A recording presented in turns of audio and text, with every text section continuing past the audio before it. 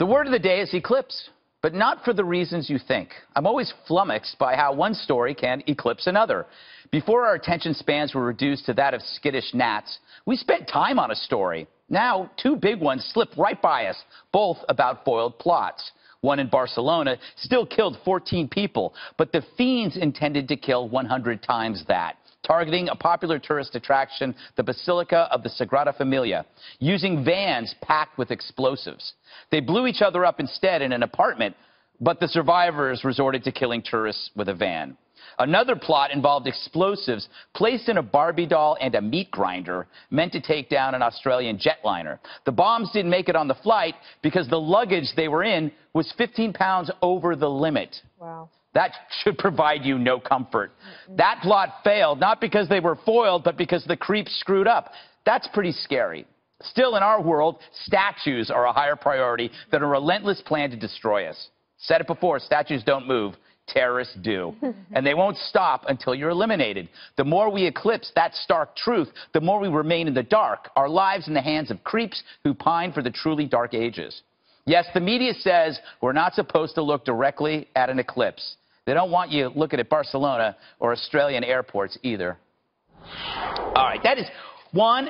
Yeah. Going to you first. Right. Get you out of the way so I can stop sweating. Yes. That airline plot was foiled by a silly mistake they made packing the suitcase. I think we talked about this this plot last week or 2 weeks ago. They overpacked. Yeah. That's how they were stopped. Yes.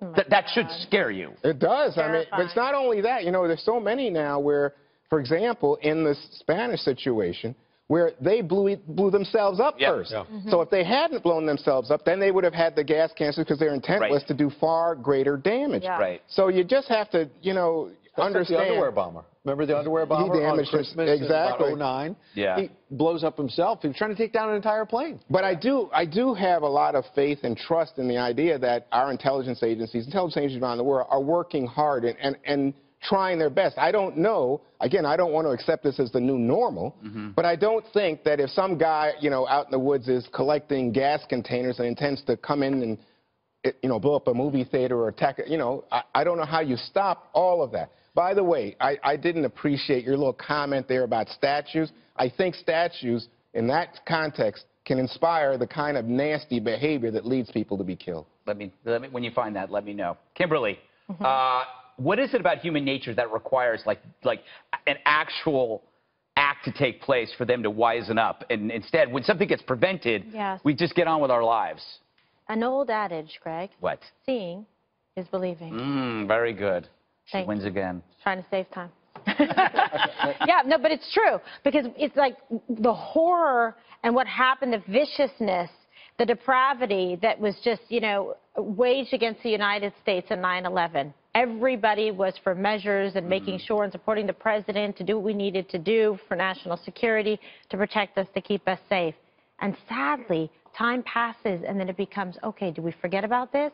And we're here, and now we're witnessing these things happening throughout the world and across Europe, right? That should be a wake-up enough and a reminder enough. But nevertheless, it's like, unless it's something that we can, like, you know, have some kind of, like, you know, where it's tangible and we can touch it or feel it or see it, it almost like doesn't exist. It's written about, but almost not real. It doesn't manifest enough with us. You know, I just remembered, Juan, you are right. There was the Confederates are linked to explosives. A guy tried to blow up a Confederate statue and was caught. So you are right. I missed that. Go ahead, Ed. What about the car running over the girl? That wasn't about a statue, I don't think. We don't think they went to Charlottesville? They went to Charlottesville for what? Why were they walking around with the tiki torches? Those guys I'm saying are Nazis. I don't think that was about a statue. I think they've used this as a rallying cry. Ed? So as you were reading that about the two plots, it made me think about, we're going to hear all this nitpicking about the president's strategy on Afghanistan, where we started. 2012 campaign, President Obama said, ISIS is on the run, right? He said Osama bin Laden is dead, GM is alive. 2013, he's reelected. He says ISIS is the JV squad. And you're still talking about these plots years later from ISIS and Al-Qaeda. I'm sorry, you said No, you took my point.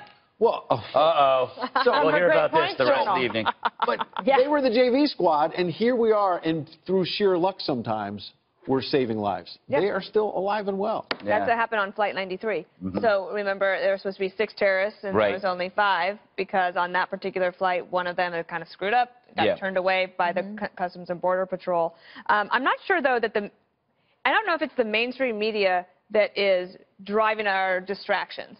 I actually think now it's the other way around, because social media is driving media now. So but I could say the good news is that our government, we still have enough confidence in them to be doing what we need them to do to protect us, that everybody in America can enjoy the eclipse today and like have a moment to enjoy that and not be terrified. That's a measure of success. It's shared blame. I mean, we are so easily distracted. It's not just the media. We're looking for it. Yeah. We're looking for it. We can't keep our eyes on anything much longer. And that, by the way, that was a good tease for the eclipse. By the way, before we go, I want to say that the president said we, because of our military, but I think in all fairness, maybe the intelligence agencies as well, are the ones who have stopped another 9/11 from happening in this country. Yeah.